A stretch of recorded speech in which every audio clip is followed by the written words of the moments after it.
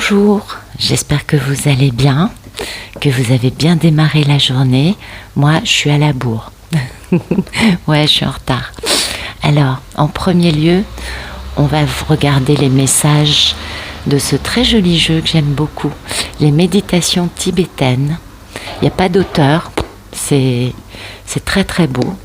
Ensuite, on regardera les messages de l'oracle Tao, de Ma Deva Padma. Et pour finir, on verra le Osho Zen Tarot, qui est un très beau tarot par Osho. Je pense que certains connaissent les enseignements d'Osho. Un très grand gourou, un grand sage. Je sais qu'il est très controversé, n'empêche que dans ses livres, on apprend quand même beaucoup de choses importantes. J'avoue que Osho m'a beaucoup enseigné, beaucoup appris. Allez, c'est parti. Trêve de blabla, regardons ça. Donc nous sommes mercredi, nous sommes le dernier jour du mois d'août. Merci, merci, merci de nous donner des beaux messages pour ce mercredi 31 août 2022. Pour toutes les personnes qui regardent cette vidéo.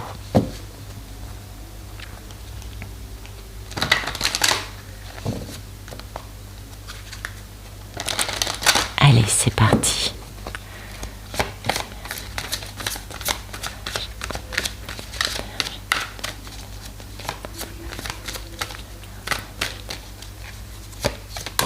Ok. Oh, c'est beau. C'est magnifique. Alors, celui-là, on l'a assez souvent. Ouais, ça fait souvent, ça sort. Et je pense que ça s'adresse bien à la compréhension pour certains qui sortent de la 3D, vous savez. C'est un chemin, on est bien d'accord.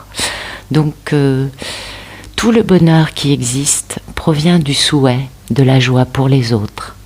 Et toute la misère qui existe provient du souhait, du bonheur pour soi seul.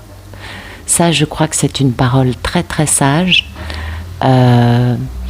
Qui nous parle bien de la différence entre la 3D et la 4D. La 3D, on ne pense qu'à notre intérêt, qu'à notre pomme. Oui, on dit ça aussi comme ça. Et la 4D, non.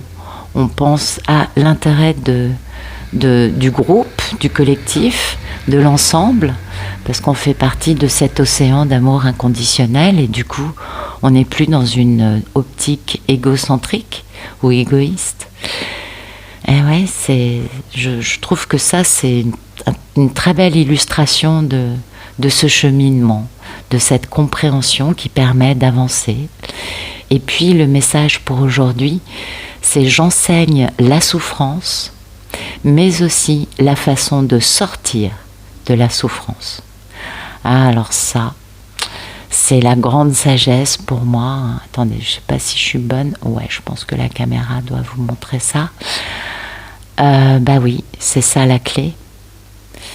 Parce que, oui, tout à fait, le cheminement pour grandir, on passe par la souffrance, bien sûr.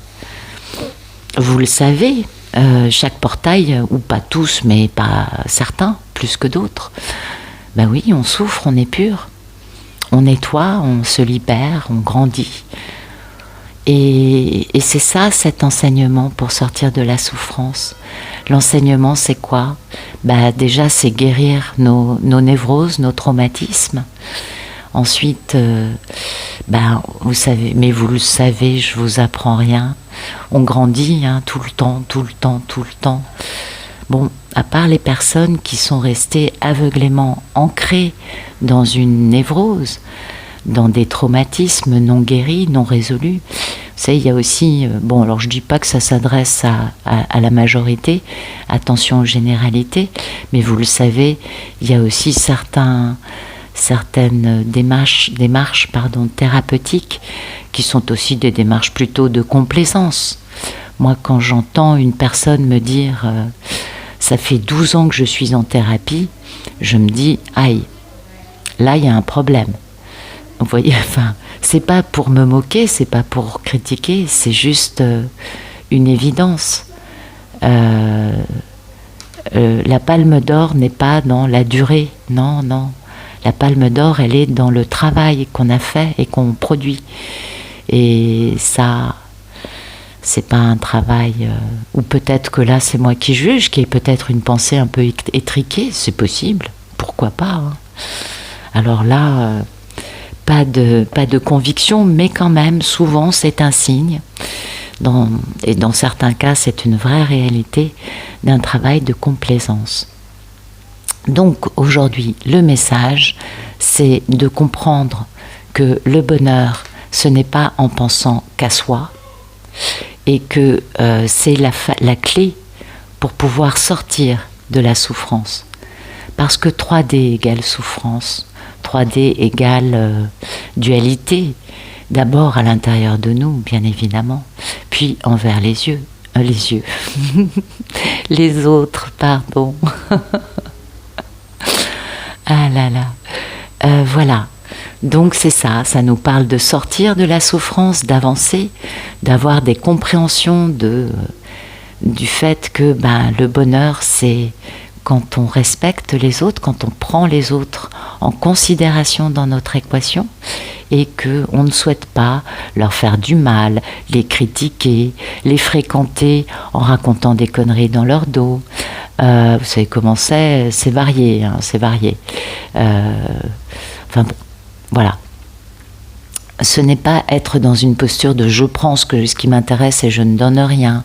Voilà, c'est vraiment...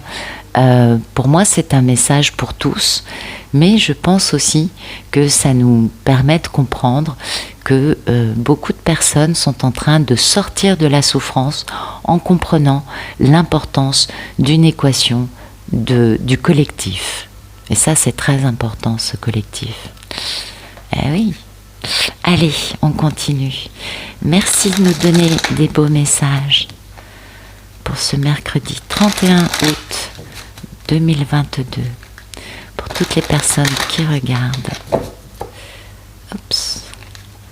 cette vidéo. Voilà.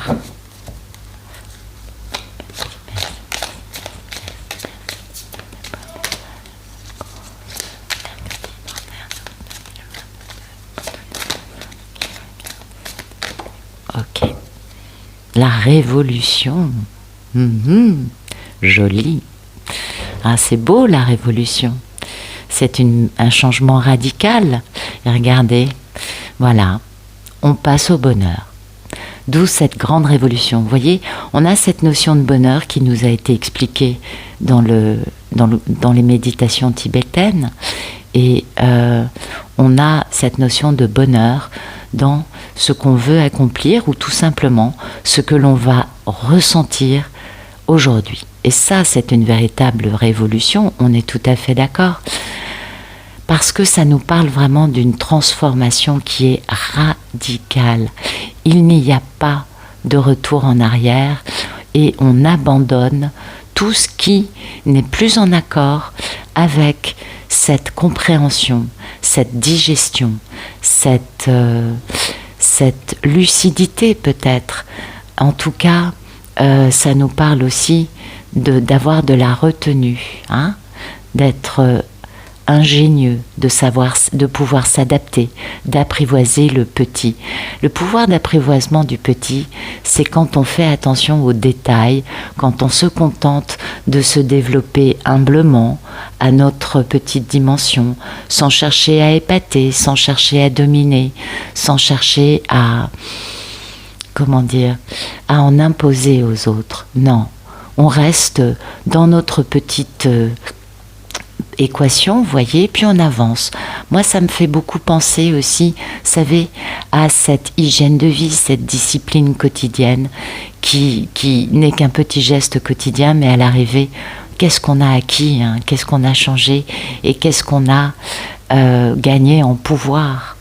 Et voilà, et comme par hasard, ça nous parle de ce principe féminin, de cette réceptivité, de cette souplesse, cette adaptabilité, ce dévouement, cet amour inconditionnel, cette capacité à être patient, à soutenir, à à prendre les autres en compte dans son équation personnelle. Et oui, parce qu'il y a un besoin d'une méditation, d'un renouvellement, de s'immobiliser en s'acceptant, d'être dans cette grande sérénité. Ça, c'est vraiment ce côté, la méditation nous permet de grandir. Et oui, regardez, ça nous permet de grandir. Derrière, on a l'accroissement. C'est exactement ça. L'accroissement, c'est l'épanouissement, l'abondance, le fait de grandir, vous voyez. Donc voilà, aujourd'hui, on a des personnes qui vivent un moment important en se débarrassant, en changeant, en abandonnant définitivement tout ce qui ne fait pas partie de cette équation de joie, de bonheur, d'interaction avec les autres dans une tranquillité. Et cette joie, ce bonheur, c'est aussi des communications franches. Vous voyez, c'est l'inverse de la 3D dans laquelle les personnes trouvent tout à fait normal de critiquer, juger, salir l'autre, allant jusqu'à déformer ses paroles. Vous le savez, hein, combien de personnes font ça juste parce que elles veulent garder leur petit pouvoir. C'est souvent, je crois, un peu étriqué. Peut-être que là, moi, j'émets un jugement, c'est possible, c'est pas l'idée. Mais c'est souvent ça.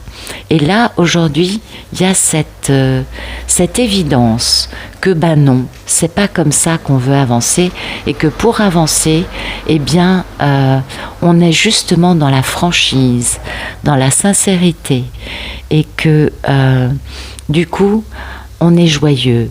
On a cette sensation de « waouh, la vie c'est beau ». Et ça, c'est peut-être une grande révolution pour certains. Hein. On a le droit aujourd'hui de se sentir bien. Et on a le droit aussi de partager ce bien-être, ce bonheur avec les autres. Hein, et de les aider pour l'obtenir. Bien évidemment avec une certaine mesure.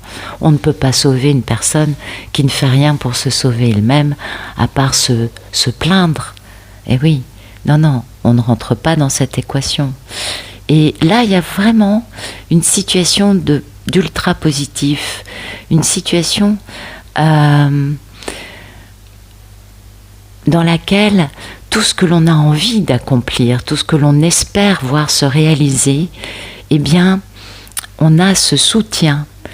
Et puis, comme on est optimiste et positif et joyeux, du coup, ça va insuffler, ça va infuser, ça va inspirer les autres à aller dans ce sens-là. Vous savez comment c'est la joie?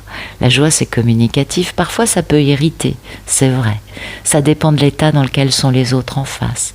En tout cas, aujourd'hui, l'idée, c'est de comprendre que se limiter nos objectifs, eh bien, non, c'est pas ça, justement, au contraire. Aujourd'hui, on va plutôt être dans la dynamique de réaliser nos rêves, même des vieux rêves, parce que à partir du moment où notre cœur, notre sincérité, notre lumière, notre authenticité sont des éléments qui font partie de l'équation, et bien là, on peut vraiment réaliser des miracles. Hein. Ça peut vraiment ouvrir une porte pour progresser dans la réalisation de ce rêve et pour progresser dans la réalisation de quelque chose qui a beaucoup d'importance. La joie est un aspect fondamental. Et cette révolution, cette rupture, hein, c'est la même idée qu'hier. Vous savez, il y a cette notion de ménage, faire le ménage. C'est la même chose. Hein. Tout ce qui est devenu obsolète, ancien, tout ce qui n'est plus en phase avec ce nouveau système de pensée que nous avons, disparaît de lui-même, n'est plus adapté, n'a plus de prise sur nous ou n'est plus du tout en phase avec notre conception nouvelle de comment je vis ma vie. Voyez, ça c'est une véritable révolution en effet. Il y a quelque chose d'important dans cette notion de maintenant, je vis ma vie dans le bonheur, dans le faire du bien et dans le partage de cela, en étant bien sûr tout à fait conscient et pas du tout manipulable par tous ceux ou celles qui sont dans une équation nombriliste, opportuniste, n'hésitant pas à user de moyens tout à fait discutables pour parvenir à leur fin, ne pensant qu'à leur petit intérêt. Comme nous, on est passé à cette notion de le bonheur, c'est le bonheur pour tous, eh bien, on décode naturellement les équations de mon petit intérêt prime sur ton bonheur.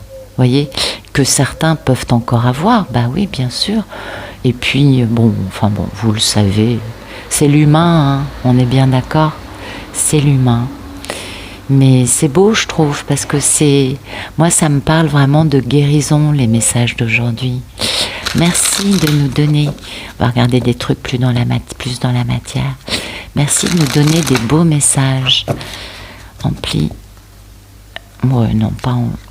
Pour ce mercredi 31 août 2022, pour toutes les personnes qui regardent cette vidéo. Ok. Bien.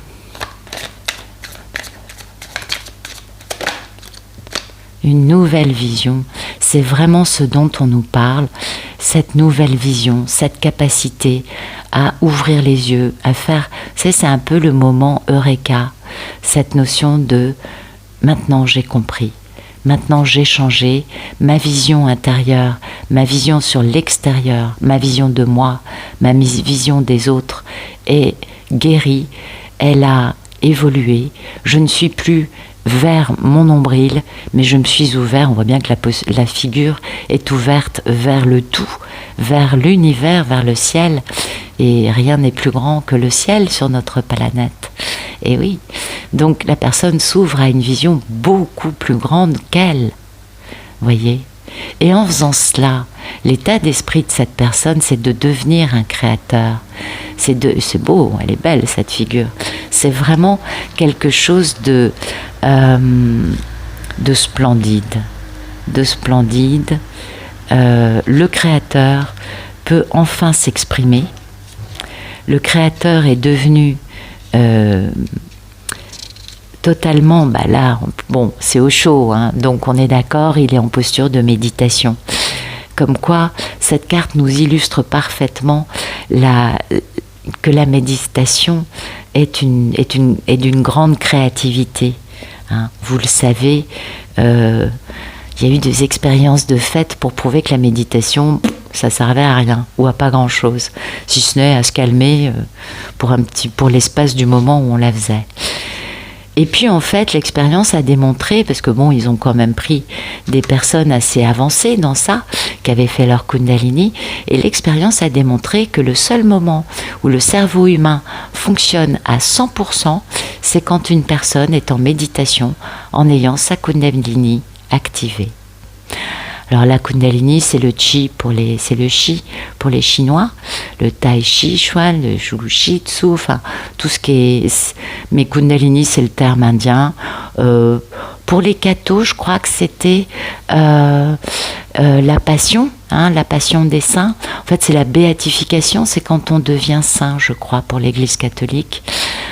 Donc c'est cette force la plus grande qu'il y ait dans chaque être humain, qui part du sacrum et qui remonte le long de la colonne de chakra en chakra jusqu'au troisième œil qui s'ouvre en corolle vers le couronne et qui bien sûr va redescendre par Sushumna dans le courant froid. Hein. Oui, il faut refroidir après, mais quand on déclenche sa Kundalini, la carte l'illustre parfaitement. On transpire à grosses gouttes. Oui, c'est chaud, c'est intense et on peut la déclencher dans plein d'autres occupations, notamment une occupation artistique, par exemple en canalisant, en lisant des cartes, en se connectant à une personne pour lui faire un soin, en se connectant à une personne pour lui transmettre des messages. Bah ouais, ça s'active tout seul. Ouais, c'est assez intense à chaque fois. Souvent, vous voyez, et bon, j'avais pas répondu à l'époque parce que je me suis dit, ça va peut-être faire un peu too much. Souvent, on voit les paumes des mains et les mains sont rouges, sont très très très colorées. On m'en avait fait la remarque en me demandant si j'utilisais de la teinture rouge. Non. Mais les mains d'un guérisseur, les mains d'un magnétiseur, des mains qui sont chaudes, qui sont activées, c'est cette force, cette puissance de la Kundalini qui se déclenche en chacun de nous. Et là, ça nous parle vraiment de ça. Ça nous parle vraiment d'être un créateur qui se crée lui-même, un créateur qui en premier est un mystique. Bah oui, la méditation, ça implique un peu ça. Le mystique, c'est un terme un peu galvaudé, on n'aime pas trop. Donc on va rester dans le créateur. En tout cas, c'est la notion d'abord de se créer soi et ensuite d'émaner envers les autres. On ne travaille pas avec la matière. On se consacre à ce mystère qu'il y a dans l'arrêt de nos pensées. Alors, la médite, vous le savez, c'est réussir à être sans pensée. Oui. Alors comment on fait ? Justement, on ne se dit pas, on ne donne pas l'ordre à notre cerveau d'arrêter de penser. Là, c'est un peu schizophrène. Non, il y a une contradiction puisque le cerveau pense de ne pas penser, c'est mauvais. C'est pas comme ça qu'on y arrive. L'idée, c'est vraiment, puis alors là-dessus, les enseignements orientaux sont d'une valeur mais inestimable. Ce sont eux, n'est-ce pas, qui sont allés très loin dans ça. Et c'est vraiment l'idée d'espacer, d'agrandir l'espace entre les pensées. Et puis quand les pensées défilent, surtout ne pas les accrocher, les attraper avec nos petits bras musclés en les développant, en montant la mayonnaise. Non, on les regarde passer sans réagir. Et là, je peux vous assurer qu'on éclate de rire, mais je pense que parmi vous, il y en a plein qui disent « Ah bah oui, je sais, en effet ». On éclate de rire parce qu'alors là, on comprend que le cerveau n'est pas très intelligent, c'est un organe qui est là pour produire des pensées, parce qu'il nous envoie des pensées d'une aberration par moment. Quand on est dans ce lâcher prise des pensées, c'est important, c'est très important comme lâcher prise. Et voilà, on agrandit cet espace entre les pensées en ne les développant pas et en étant centré sur notre respiration nasale. C'est assez simple. Ça déconnecte puisque notre attention est posée sur quelque chose. Vous avez aussi dans les méditations zazen qui sont les plus difficiles, dans lesquelles on va juste être face à un mur blanc dans notre tête et on va poser notre attention sur ce mur blanc. C'est tout. Ça, c'est un peu plus extrême, vous voyez. Donc, bon, déjà commençons par la respiration nasale. Ce sera un peu plus facile à réaliser. Oui, mais c'est très intéressant. Donc voilà, on a cette notion de défaire une énigme, de trouver cette force. On voit bien sur cette image, le feu est bien à l'endroit du sacrum. Vous voyez, c'est là d'où il part. Et ça, c'est un grand mystère. Pour beaucoup, pour d'autres, ça leur tombe dessus sans qu'ils aient cherché à comprendre ni à savoir ce que c'était. Ah oui, il y a beaucoup de personnes qui se sont retrouvées à vivre leur Kundalini sans même connaître le mot et sans avoir aucune idée de ce que cela pouvait être. Alors ça fait des dégâts quand même, parce que on passe par une étape, on se dit mais je suis devenue dingue ou quoi. C'est assez violent. Mais après, c'est un apprentissage.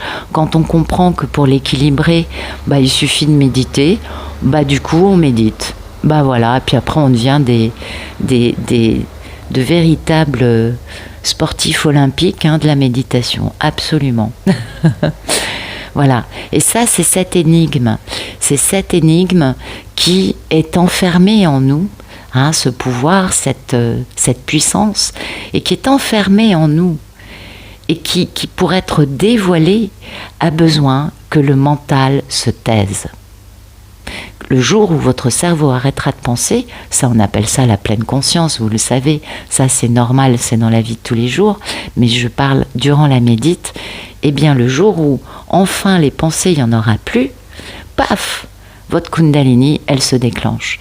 Alors attention, pour vivre ça, il faut déjà avoir réglé les équations de notre névrose. On en a tous eu une, hein, on est bien d'accord. Et parce que la Kundalini, en se déclenchant, s'arrêtera au chakra correspondant à l'émotion qui n'a pas été guérie, voilà, en vous.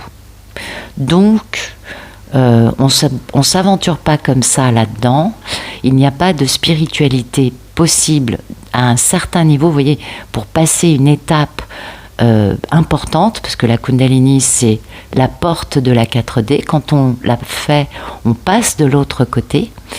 C'est pourquoi l'Église catholique en a fait des saints, hein, tous ceux qui ont vécu ça, parce qu'en effet, ça change toute l'équation de vie, tout change en nous et dans notre conception du tout. Et mais en effet, qu'est-ce que j'étais en train de dire? Pardon, j'ai perdu le fil. Oui, donc pas de spiritualité ou de pseudo-spiritualité. Ça sera très limité. Ce sera aussi peut-être un peu égotique. Vous le savez, l'ego spirituel, c'est pas très intéressant. Puis les personnes, elles restent par terre dans la 3D. Bah oui, elles n'ont pas guéri ce qu'il fallait guérir. Et on en connaît tous. Bah oui, c'est pas pour critiquer, c'est pas pour juger, c'est juste en voyant l'exemple de ce que ça donne. Ça, c'est très important. C'est très très très important parce que c'est quand on comprend cette équation qu'on peut en effet, alors soit on le fait inconsciemment puisqu'on est programmé pour ça, et donc on aura soif très jeune de s'équilibrer, d'aller plus loin, de comprendre pourquoi et où ça m'a mené, et voyez toute cette équation intérieure par rapport à une névrose et qui va pouvoir être guérie, puis après pouvoir faire ça. Mais si vous n'avez pas fait votre Kundalini, vous ne pouvez pas avoir un taux vibratoire qui caracole dans les chiffres. Voilà, votre taux de bovis va rester quand même assez limité dans la matière. Même si vous aurez une certaine ouverture intérieure, vous passerez au côté taux énergétique. Mais les taux vraiment très importants, ils sont réservés aux personnes qui ont guéri et qui ont fait leur Kundalini. C'est d'ailleurs très amusant et un peu triste, je trouve. Les personnes qui m'ont dit, j'en ai rencontré plusieurs, qui m'ont dit « Ah, mais moi, j'ai 1 million et quelques de bovis. » Ah ouais, moi, à chaque fois, je suis épatée. Je leur dis « Ah ouais, t'es plus important que le Dalai Lama. » C'est fort. D'autres qui sont presque à 2 millions. Ah ouais, pas mal, c'est impressionnant. Bon, bien sûr, il est évident que ce sont des personnes qui sont enfermées dans une équation totalement névrotique et égotique, qui n'ont rien guéri, qui ont besoin de tout reprendre à zéro, de vraiment aller voir un psychanalyste, un psychologue pour vraiment guérir et pour vraiment passer à autre chose. Oui, vous savez, c'est eux qui manient le pendule, donc le pendule va leur donner tant, oui, mais c'est eux qui l'ont manié, et bizarrement, quand je vérifie, et je leur dis, je le fais pas dans leur dos, je vérifie, on est beaucoup plus dans les 10 000, 20 000 que dans les millions, les centaines de milliers ou des choses comme ça. Voilà, ça c'est un exemple parfait de l'ego spirituel. Et bien évidemment qu'en tant qu'être humain, on peut tomber là-dedans facilement, vous le savez. Donc, pour moi, ce créateur, cette révolution, cette compréhension, pour moi, tout ça, c'est la Kundalini. Il y a quelque chose, il y a du feu, il y a de la compréhension et il y a de l'élévation à un niveau très puissant, très important, au niveau des personnes qui ont cette nouvelle vision qui va de pair, hein, vous savez, ça peut pas être dissocié, tout ça.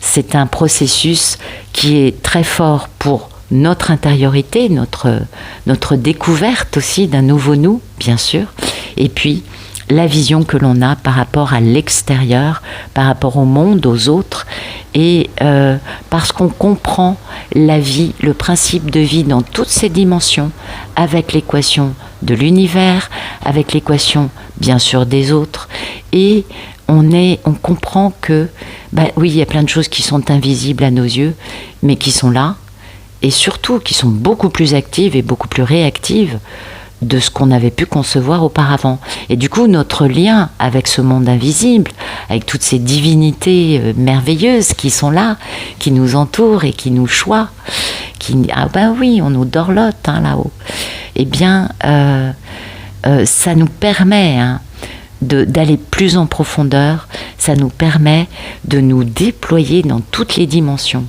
dans toutes les directions, dans toutes les possibilités, parce que on voit tout. Et si on ne le voit pas, parce que on n'a pas tous les mêmes dons, si on ne le voit pas, on perçoit tout. Et si on ne le perçoit pas, on a ce clair savoir. C'est très important cette notion-là. Il n'y a pas que du clairaudient, il n'y a pas que du clairvoyant. Il y a aussi ce clair savoir qui est une chose que dans les couples, les liens d'âme, on parle de télépathie et on dit je sais sans savoir, mais je sais pas pourquoi. Et bien c'est ça, ce clair savoir, et on ne se trompe jamais. Hein. Donc c'est ça, c'est comprendre la vie. Aujourd'hui, le message, c'est vraiment un message qui est beau, qui est un message d'ouverture totale et de nouvelles visions, et bien sûr de trouver son pouvoir. Et bizarrement, vous voyez, quand on a ce pouvoir, eh bien, on est dans un lâcher-prise total. Voilà, ça va de pair et je suis très contente que les cartes nous l'aient montré. Du coup, on passe par un moment dans lequel, oui, il y a une vacuité, mais vous savez, à partir du rien, on peut créer le tout.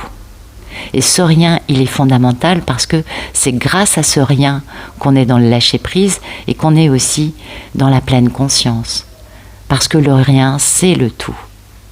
Quand on fait sa Kundalini, notre cerveau n'émet plus de pensée. On est dans le rien et c'est là que le cerveau est dans le tout. Vous comprenez? Et là, bien évidemment, on a un magnifique rebelle qui se réveille, qui a repris son pouvoir, qui casse les chaînes, qui l'enferme, qui l'emprisonne et qui l'empêche d'avancer. Il porte cette torche, cette lumière. C'est un conquérant, un rebelle. Il est haut en couleur. Il n'a pas de problème à être réellement qui il est au fond de lui. C'est sa nature.